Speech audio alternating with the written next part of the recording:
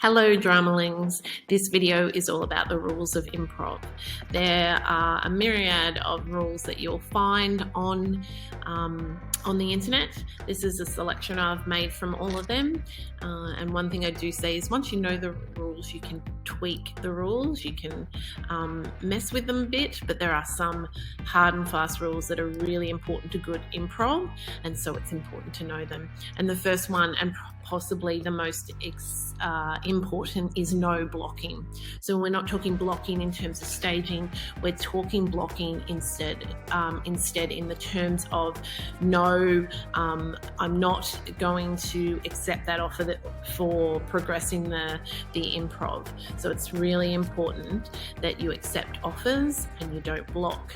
So an example of that here is scene partner A is saying, look at me dancing at my school formal. That is the offer. And then scene partner B is saying, no, you're not. What do you do with that? The guy is clearly dancing. So go with it, accept the offer, don't block. So a way to do that is to consider saying yes, but not just yes, yes and.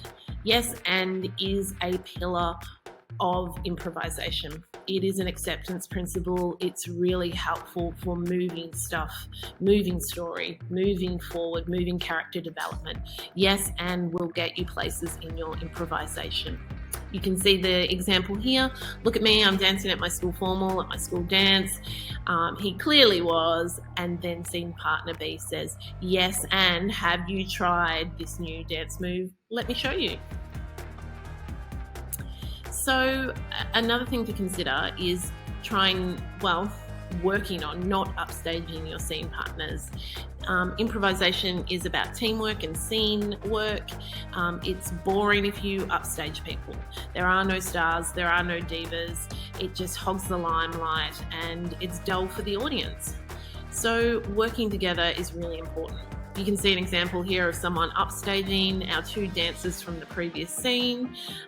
This guy is having a great time all on his own, but not working well with his scene partners, and that is boring from an audience standpoint and probably boring for the performers on stage. Adding on to that, not everything has to be a joke. We don't get story progression, character development if every line the actors are just trying to be funny the whole time. So look for humour in the right places, use it when it's needed, but every line does not have to be funny. In addition to that, every line does not have to be toilet humour or fart jokes. You can see here an example of what happens if we're always looking for the laugh rather than progressing forward. The only person that finds himself funny is the guy on stage.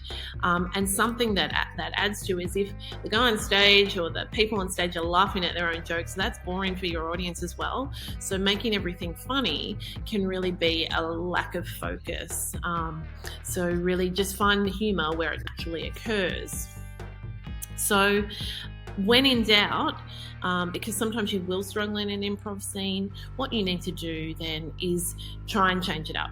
Try to offer something different, look for a way to change it, and that will usually rectify your problem. So actor B here is struggling, actor A is struggling, and then actor B says, okay, let's go do this, let's move away, let's pretend, let's go and find ice cream, let's go and have some ice cream, and then offers a question as well, what's your favourite flavour? So that allows actor A to jump back into the scene and accept that offer of change.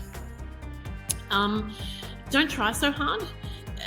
The best improv flows naturally, so listening to your scene partners becomes really, really important.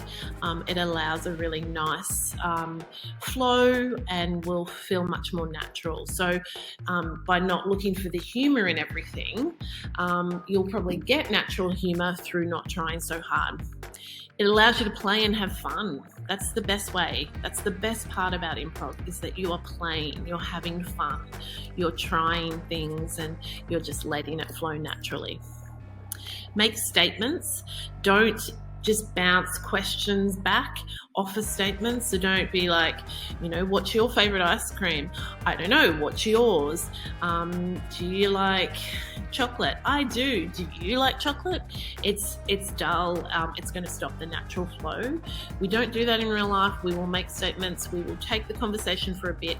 So really listening to your scene partners becomes important and allows you to make those statements. So you can see here that everybody was like, I don't know, what should we eat?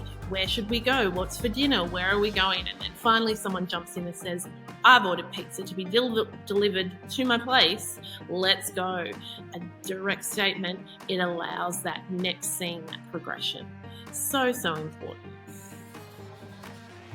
There are no mistakes in improv. That's the best thing about it. And that's why you don't have to be scared doing improv, because there are no mistakes. Even if you do the things, you break the rules that I've just talked about, you're still going to learn, okay? And you're going to learn to not do that in the future. So in improv, the beauty is there's no mistakes. You can always make new choices. You're always learning something. Change it up.